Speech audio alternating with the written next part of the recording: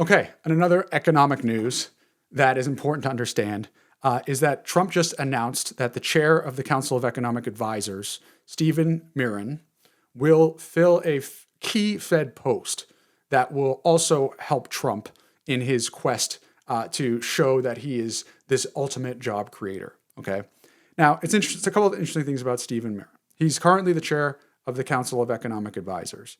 The Council of Economic Advisors is the economic entity within the White House that does a lot of statistical analysis on behalf of the administration, as well as advising the president on key economic issues. Okay, so there are two different entities in the White House that are fiercely focused on the economy. One is the Council of Economic Advisors. They do a lot of the original research. Then there's the National Economic Council, which oversees a lot of the policy around the economy. So on this side, you have these people advising, doing research. On this side, if you have work being done in agencies that have to do with the economy, you essentially do the work in the agencies, and those people then roll up, so to speak, with that policy to the National Economic Council, who help decide what to recommend to the president. So that's basically it in a nutshell.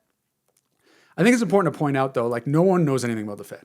I think that we do a terrible job of explaining. So I'm going to do a little bit of high-level explaining just so you understand what's at stake here, okay? So there are 7 board of governors at the Fed. They get a 14-year term, which is really long, and it's done by design to help traverse administrations. From the 7, the president picks a chair for a 4-year term, okay? So that is what's going on with Jerome Powell right now. He is the chair, and that's what happens. There is the Federal Open Market Committee. Okay, bear with me. I'm almost done the wonky shit. It's made up of those 7 governors plus 5 other people, okay? They meet 8 times a year, about every 6 weeks, and they vote on whether or not to raise interest rates. Basically what that is the cost to borrow money in the economy. That's how it works. And just to make it as simple as possible.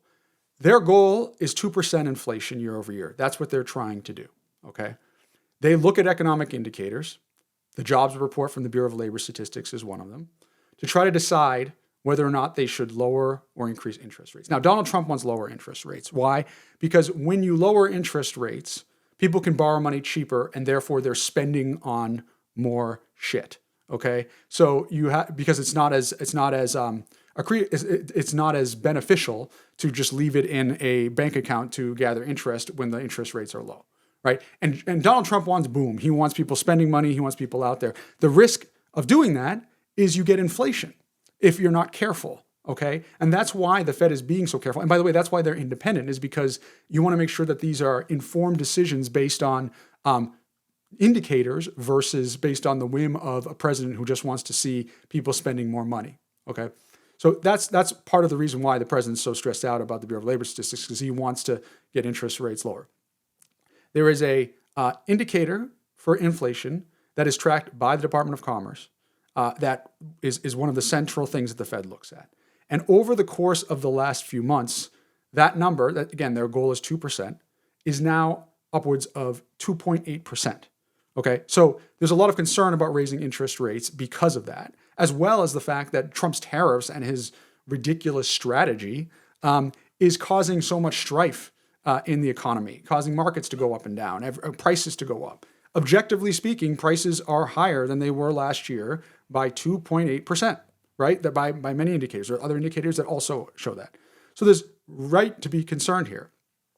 Trump is putting one of his loyalists in there, right? One of those 7, because he knows that he needs more people in there who are critics of Jerome Powell, which this person is, okay?